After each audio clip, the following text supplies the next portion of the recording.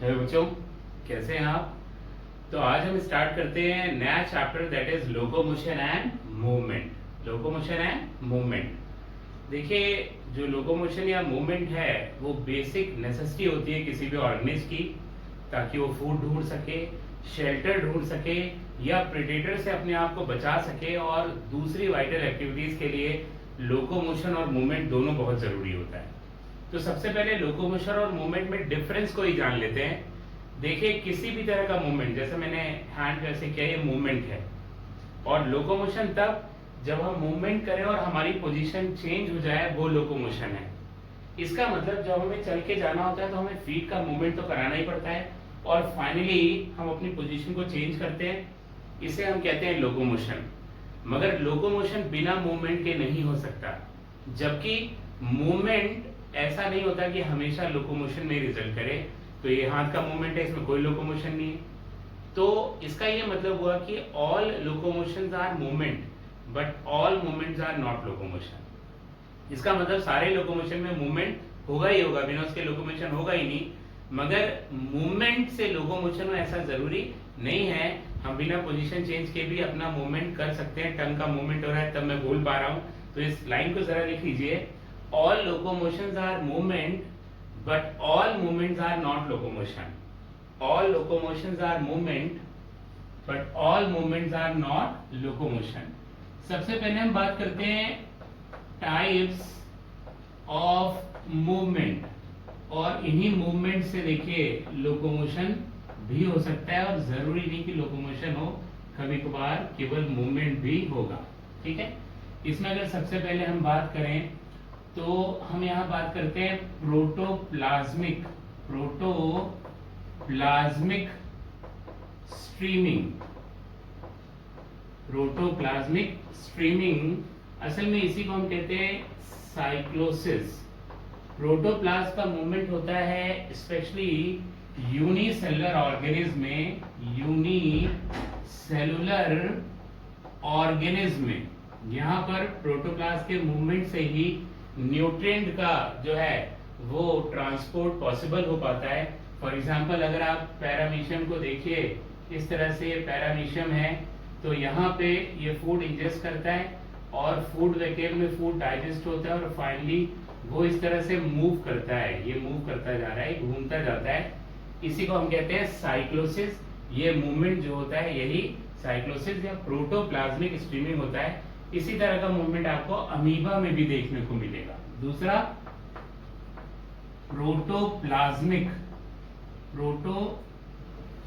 दूसरा है सीडोपोडियल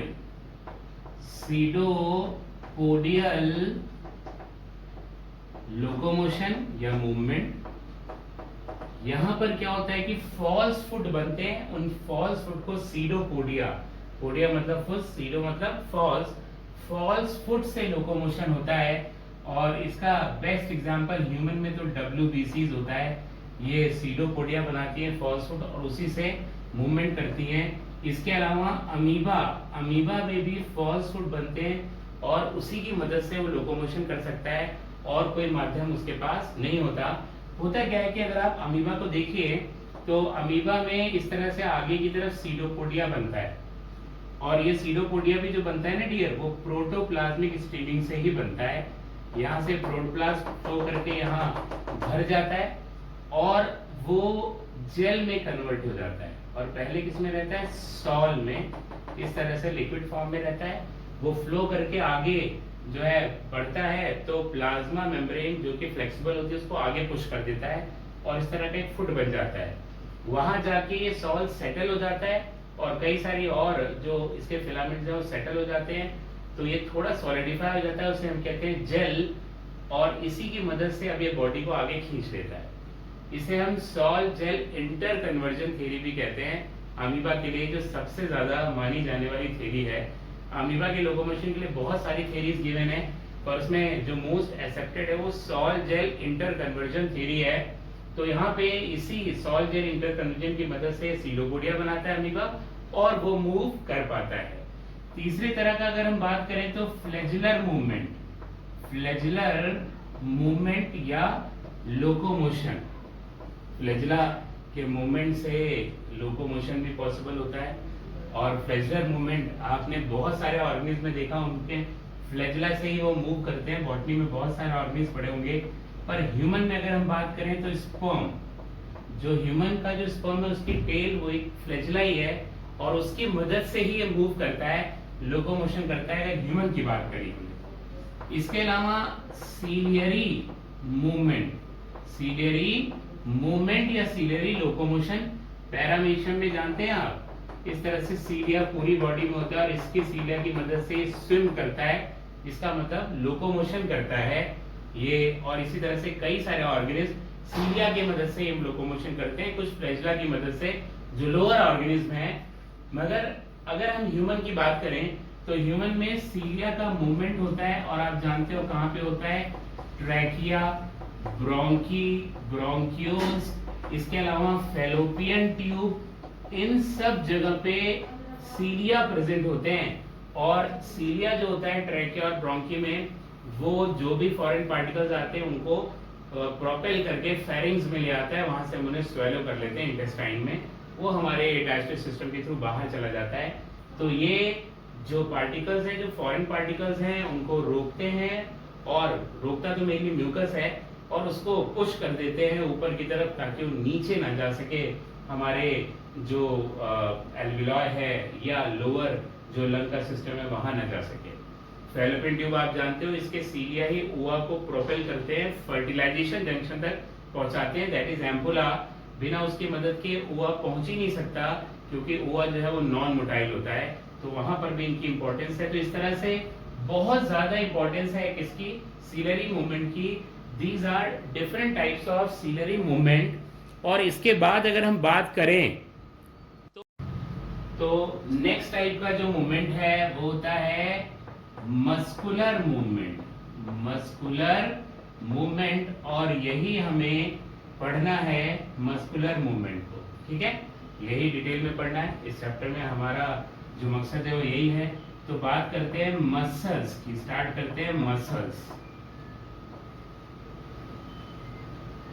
देखिए मसल्स जो है ना वो एडल्ट, अगर ह्यूमन बॉडी की बात करिए, ह्यूमन बॉडी, तो ये उसका 40 to 50% बॉडी वेट बनाते हैं, बॉडी वेट।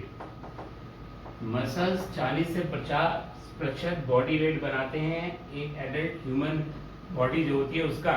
और अगर सॉफ्ट टिश्यूज की बात करें तो सॉफ्ट टिश्यूज का तो अराउंड 80% होता है मसल। अगर सॉफ्ट टिश्यूज की बात कर रहे हैं केवल, तो अगर पूरे बॉडी की बात कर रहे हैं तो 40 to 50% body weight is formed by muscles, muscles ही बनाती हैं। अगर हम बात करें प्रॉपर्टीज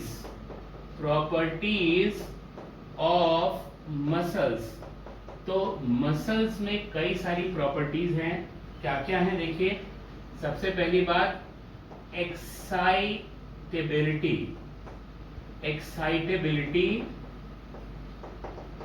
एक्साइटेबिलिटी का मतलब क्या हुआ, they are excitable, they can receive the impulse, ये इम्पल्स को रिसीव कर सकते हैं और उसी हिसाब से कॉन्ट्रैक्ट कर सकते हैं। तो केवल न्यूरॉन्स में एक्साइटेबिलिटी नहीं होती, मसल्स में भी एक्साइटेबिलिटी होती है।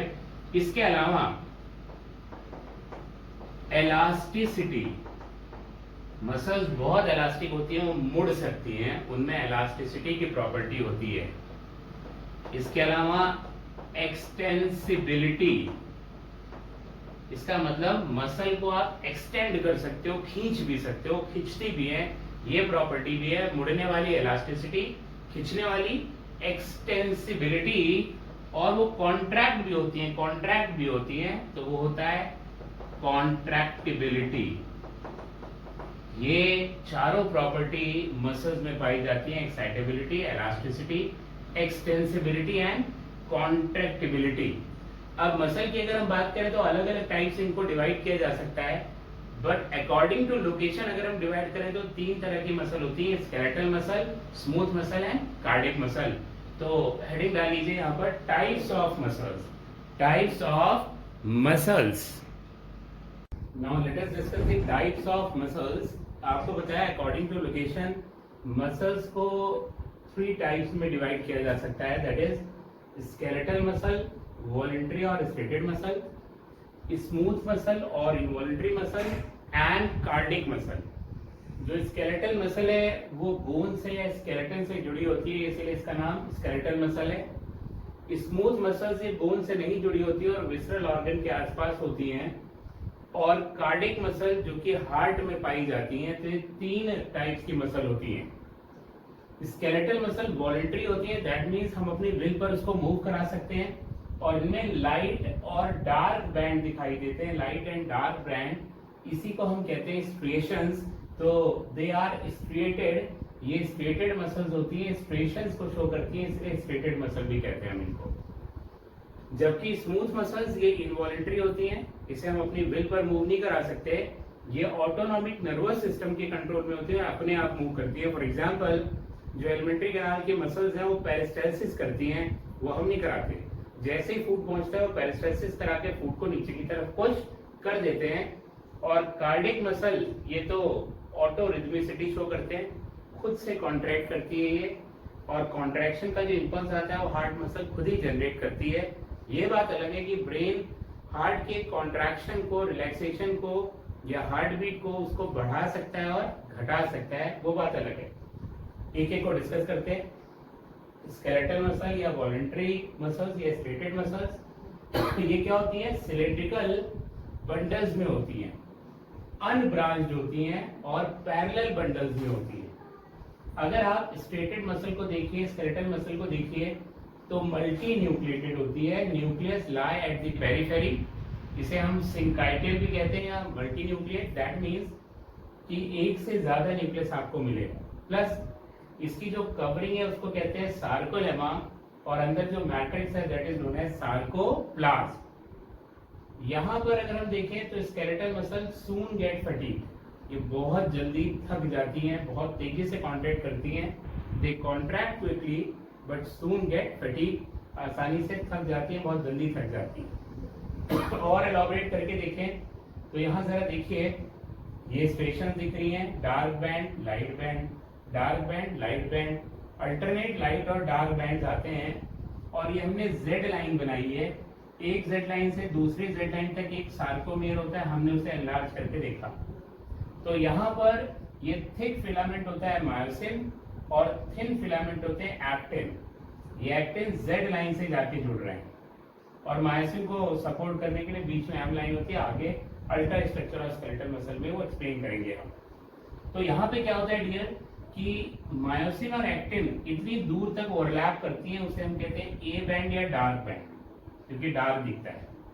हालांकि डार्क बैंड के बीचों बीच इतनी दूर एस जोन होता है। एस जोन वो जोन है जहां पर केवल मायोसिन होता है, वहां पे एक्टिन की ओवरलैपिंग नहीं होती। इसका मतलब पूरे बैंड में एक्टिन मायोसिन की ओवरलैपिंग नहीं होती, बीच के रीजन में केवल मायोसिन होता है। तो एस जोन में केवल मायोसिन, ए बैंड में एक्टिन और मायोसिन दोनों।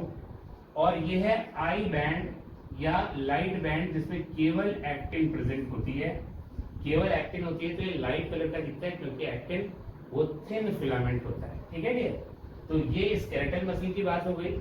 अब स्मूथ और कार्डिक पढ़ते हैं, फिर कंपैरिजन एंड में कर लेंगे इनका फिर से। अगर स्मूथ मसल को देखिए तो ये स्पिंडल शेप है और यूनी न्यूक्लिएट है, एक ही न्यूक्लियस होता है इनमें, जबकि स्केलेटल मसल मल्टी न्यूक्लिएट थी। स्ट्रेशंस एब्सेंट, इनमें लाइट और डार्क बैंड्स आपको नहीं मिलते, वो एब्सेंट होते हैं। और does not gate fatigue easily, आसानी से नहीं थकती। ऐसा नहीं होता कि आप ज्यादा खा रहे हो तो पेट की मसल थक गई, असल में थकती इसलिए नहीं जल्दी क्योंकि ये बहुत धीरे कॉन्ट्रैक्ट करती है, बहुत तेज नहीं करती।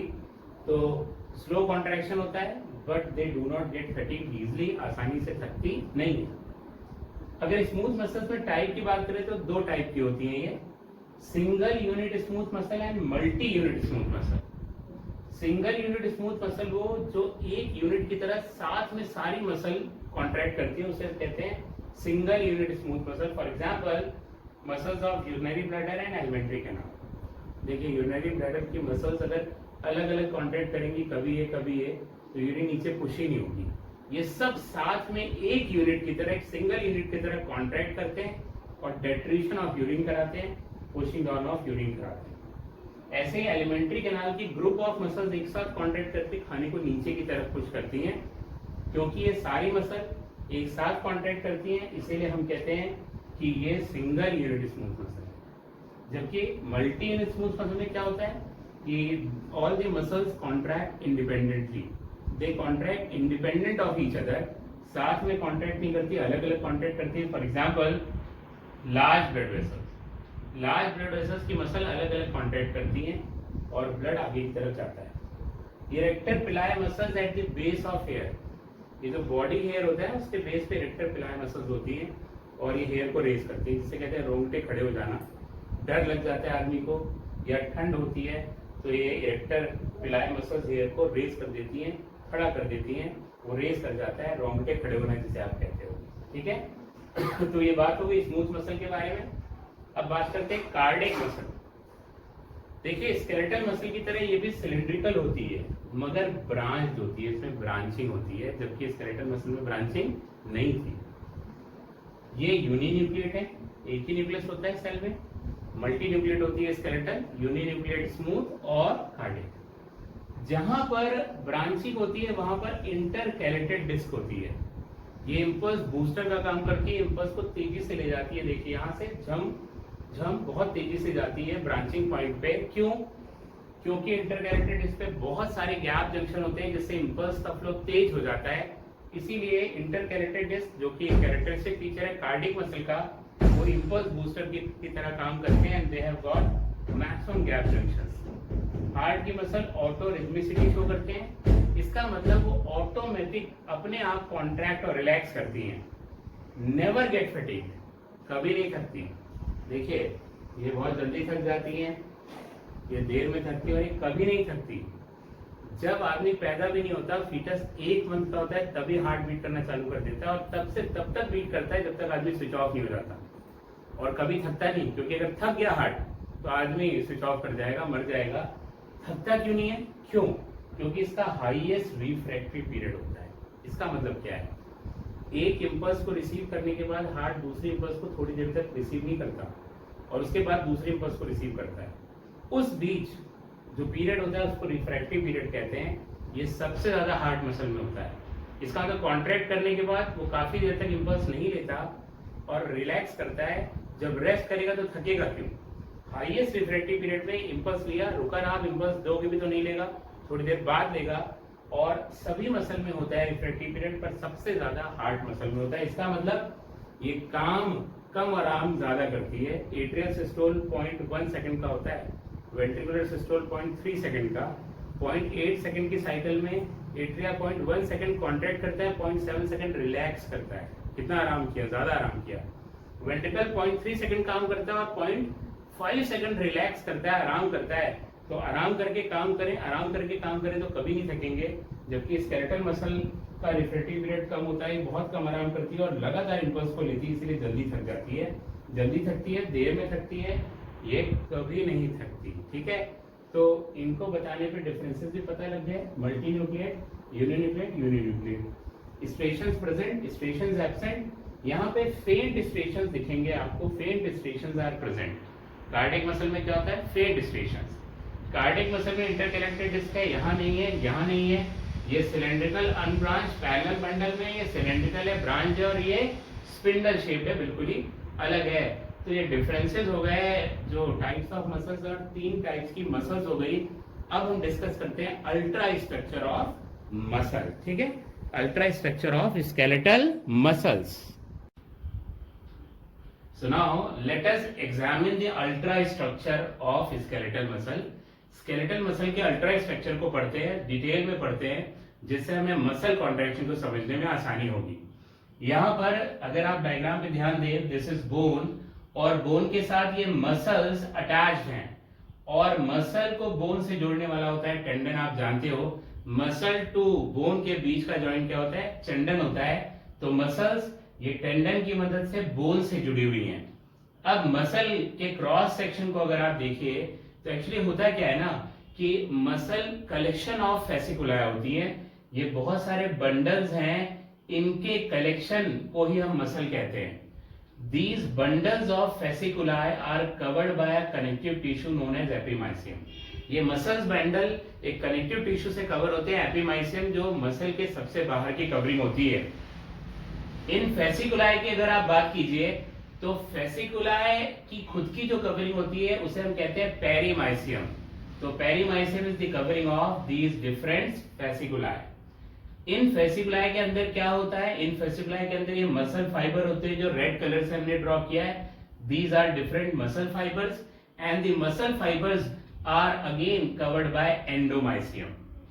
तो अगर हम रिवर्स करके पढ़े तो और बेटर समझ में आएगा कि collection of muscle fibres covered by endomysium is known as fasciculi and the fasciculi are covered by perimysium. Fasciculi की कवरिंग क्या होती है, पेरीमाइसियम। और कई सारे फेसिकुलाई को कवर करके मसल बनती है और सारे फेसिकुलाई का जो कलेक्शन है उसके ऊपर जो कवरिंग बनती है दैट इज एपिमाइसियम, वो सबसे ऊपर की कवरिंग होती है। अच्छा, बीच में भी यहाँ कनेक्टिव टिश्यू भरा होता है। अगर आप देखिए फेसिकुलाई के बीच में भी कनेक्टिव टिश्यू भरा हुआ है। वो जो बीच में कनेक्टिव टिश्यू होता है उसे हम कहते हैं फैसिया। वो असल में कोलेजिनस कनेक्टिव टिश्यू होता है नोन एज फैसिया, FASCIA। उसे हम फैसिया कहते हैं, डिफरेंट फ्रॉम फेसिकुलाई। फेसिकुलाई जो बंडल है, इन बंडल्स के बीच में भी जो कनेक्टिव टिश्यू भरा होता है दो बंडल के बीच में, उसे हम कहते हैं fascia which is collagenous connective tissue, जो कि कोलेजिनस कनेक्टिव टिश्यू होता है। अब हमने इस मसल में से मैग्नीफाई कर लिया एक फेसिकुलाई को, एक फेसिकुलाई बाहर आ गया। अब फेसिकुलाई क्या है, that is the collection of muscle fibre covered by endomysium and the outer covering is known as perimysium. ये बाहर की पेरीमाइसियम है, ये मसल्स है रेड कलर से, मसल फाइबर्स, और उनके ऊपर की कवरिंग को हम कहते हैं एंडोमाइसियम। तो एक मसल फाइबर को फिर हमने एनलार्ज कर लिया, बड़ा कर लिया। ये एक मसल फाइबर है या इसको हम कह सकते हैं मसल सेल। मसल फाइबर और मसल सेल है। आप जानते हो स्केलेटल मसल्स वो क्या होती है, मल्टी न्यूक्लिएट होती हैं। तो यहाँ पे एक से ज्यादा न्यूक्लियस होते हैं। हमें यहाँ पे न्यूक्लियस दिखाई दे रहे, एक ये रहा और एक ये रहा। ये दो न्यूक्लियस यहाँ पे दिखाई दे रहे हैं क्योंकि स्केलेटल मसल क्या होती है, सिंकाइटियर और मल्टी न्यूक्लिएट, उसमें एक से ज्यादा न्यूक्लियस होते हैं। इसके अलावा मसल फाइबर्स को रिच ब्लड सप्लाई मिलती है in the form of capillaries. ये कैपिलरीज हमें क्लियर कट दिखाई दे रही हैं। इन कैपिलरीज से मसल को ऑक्सीजन और न्यूट्रिएंट सप्लाई मिलती है। यहां पर आगे अगर हम देखें तो मसल फाइबर की जो कवरिंग होती है उसे हम कहते हैं सार्कोलेमा। कवरिंग को कहते हैं सार्कोलेमा, और इसके अंदर जो मैट्रिक्स भरा हुआ है उसे हम कहते हैं सार्कोप्लाज्म। तो मसल के अंदर जो साइटोप्लाज्म या मैट्रिक्स होता है that is known as sarcoplasm and the covering of muscle fibres is known as sarcolemma. Muscle fibre की कवरिंग को हम सार्कोलेमा कहते हैं यहाँ पे। अब थोड़ा सा सार्कोलेमा हटा के देखते हैं। यहाँ पे हमने थोड़ा सा सार्कोलेमा हटाया तो नीचे हमें दिखाई दे रहा है सार्कोप्लाज्मिक रेटिकुलम। ये सार्कोप्लाज्मिक रेटिकुलम है। जो स्केलेटल मसल्स है they are rich in sarcoplasmic reticulum, और ये साइटोप्लाज्मिक रेटिकुलम खुद रिच होते हैं कैल्शियम आयन में, Ca2+ आयन में, और मसल कॉन्ट्रैक्शन में Ca2+ आयन की का बहुत इंपॉर्टेंट रोल है। तो ये sarcoplasmic reticulum they are rich in Ca2+ ion, calcium ion, और ये प्लाज्मा मेम्ब्रेन के जस्ट नीचे आपको सार्कोप्लाज्मिक रेटिकुलम का पूरा नेटवर्क दिख रहा है, जाल दिख रहा है, जो कि बहुत ज्यादा होते हैं स्केलेटल मसल में। यहां अंदर हम देखें अगर सार्कोलेमा के अंदर, तो ये अलग अलग मायोफिब्रिल्स हैं। ये डिफरेंट मायोफिब्रिल्स हैं जो कि एक दूसरे के पैरेलल अरेंज हैं, पैरेलली अरेंज होते हैं मायोफिब्रिल्स। यहाँ पर एक और स्ट्रक्चर दिखाई दे रहा है टी ट्यूब्यूल। ये देखिए टी ट्यूब्यूल, क्योंकि इसको अगर आप देखिए तो ये इस तरह से टी का आकार बना रहा है, ऐसे करके टी का फॉर्म बना रहा है। अगर आप इसे देख पा रहे हो तो ऐसे करके इसे हम कहते हैं टी ट्यूब्यूल्स। यहां से इंपल्स फ्लो करके नीचे की तरफ जाती है मायोफिब्रिल्स के पास। इसे और एलॉबरेट करेंगे जब नेक्स्ट डायग्राम बनाएंगे, उसमें एलॉबरेट हो पाएगा। अलग से टी ट्यूब्यूल्स भी बताया जाएगा कि क्या है टी ट्यूब्यूल्स। जेड लाइन के पास से नीचे जाते हैं, ये जेड लाइन के पास से जाता है, इसी को हम टी ट्यूब्यूल कहते हैं, पर वहां और ज्यादा क्लियर हो जाएगा। अब यहाँ पे एक मायोफिब्रिल हमने बाहर निकाला, तो जरा देखिए मायोफिब्रिल पे light light dark light dark light dark striations हैं। इन्हें हम क्या कहते हैं, दीज आर स्ट्रिएशंस। स्ट्रिएशन, यहां पर स्ट्रिएशंस दिख रही हैं। स्ट्रिएशंस क्या दिख रही हैं, डार्क लाइट स्टेशन दिखाई दे रही हैं। ये डार्क और लाइट बैंड भी इसे आप कह सकते हो। ये स्केलेटल मसल की पहचान होती है, इसमें लाइट और डार्क बैंड्स होते हैं। ये ब्लू से डार्क बैंड और ये light band, dark band, light band, ये बनाया गया है। ये खुद जो सिलेंड्रिकल मायोफिब्रिल्स होते हैं वो एक्टिन और मायोसिन फिलामेंट के बने होते हैं। मायोसिन थिक फिलामेंट होता है, थोड़ा मोटा होता है, और एक्टिन मायोसिन के कंपैरिजन में थिन होता है, इसलिए उसको थिन फिलामेंट कहते हैं। तो ये जो सिलेंड्रिकल मायोफिब्रिल्स हैं वो दो मायोफिलामेंट्स के बने हुए हैं, एक्टिन एंड मायोसिन, इन दोनों के। अब अगर इसमें आप देखिए, ये रेड कलर ना जेड लाइन को बताता है। तो एक जेड लाइन से दूसरे जेड लाइन तक हमने निकाल के जो है एलॉबरेट कर लिया, थोड़ा मैग्नीफाई कर लिया। एक्चुअली एक जेड लाइन से दूसरी जेड लाइन तक इसे हम कहते हैं sarcomere. This is the contractile unit of muscle, यहां पर लिखा हुआ है सार्कोमियर। एक जेड लाइन से दूसरी जेड लाइन तक, this is one contractile unit of muscle and muscle is made up of many sarcomeres. ये जो आप देख रहे हो, ये मायोफिब्रिल्स में कई सारे सार्कोमियर हैं। तो एक जेड लाइन से दूसरी जेड लाइन तक एक सार्कोमियर होता है और वन कॉन्ट्रेक्टाइल यूनिट, वही हमने एलॉबरेट कर दिया एक जेड लाइन से दूसरी जेड लाइन तक। ये जेड लाइन है, जेड लाइन, इसे क्राउज मेम्ब्रेन भी कहते हैं, KRAUZE, क्राउज मेम्ब्रेन। ये जेड लाइंस हैं। यहां पर हमको थिक फिलामेंट दिखाई दे रहा है, मायोसिन।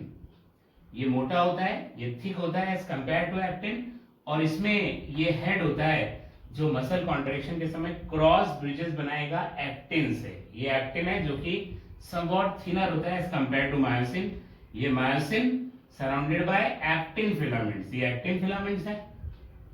एक्टिन फिलामेंट को अगर आप देखिए तो जेड लाइन से जाके लग जा रहे हैं, एक्टिन एक्टिन एक्टिन एक्टिन, ये सब जेड लाइन से जाकर जुड़ जा रहे हैं। ये मायोसिन फिलामेंट खुद एम लाइन से जुड़ा होता है।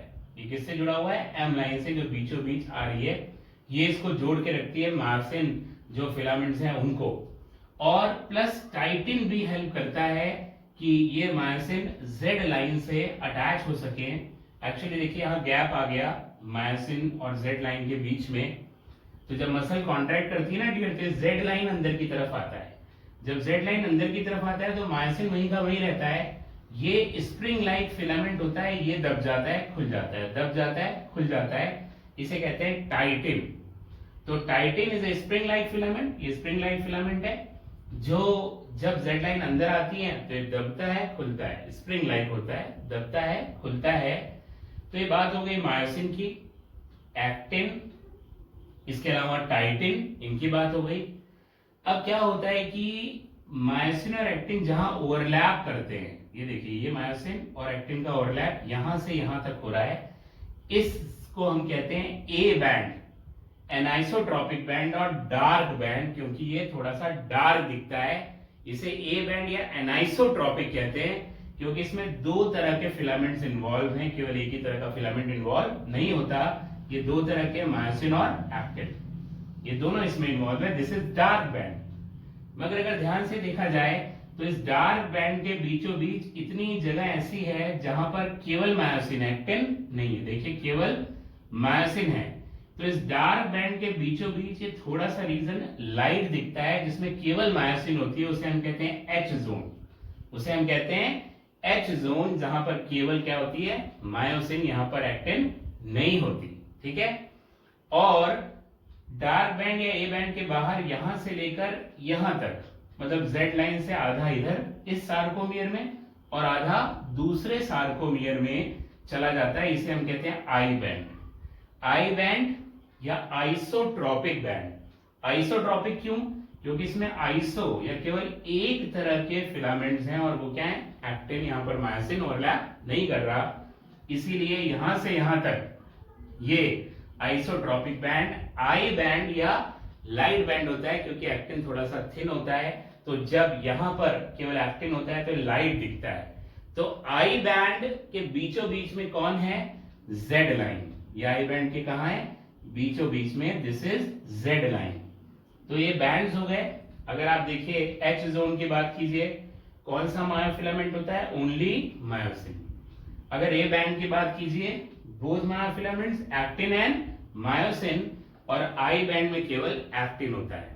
आई बैंड में केवल एक्टिन, ए बैंड में एक्टिन एंड मायोसिन बोथ, और एच जोन में ओनली मायोसिन इज प्रेजेंट, केवल मायोसिन प्रेजेंट होती है। और इसे याद करने का तरीका एक और बड़ा आसान सा है, यह है माझी, MHAZI, माझी। माझी वो होता है जो नाव चलाता है, तो आपकी भी नाव अगर मझधार में फंसती है तो माझी पार लगा सकता है, अगर आप ये बात भूलते हो तो। देखिए M line, this is M line, ये एच जोन के अंदर है, एम लाइन एच जोन के अंदर, एच जोन खुद ए बैंड के अंदर, एच जोन किसके अंदर, ए बैंड के अंदर। इसके अलावा ए बैंड खुद जेड लाइन के अंदर है, दो जेड लाइन के अंदर कौन है, ए बैंड, और जेड लाइन खुद आई बैंड के बीचों बीच है, आई बैंड के बीच में है।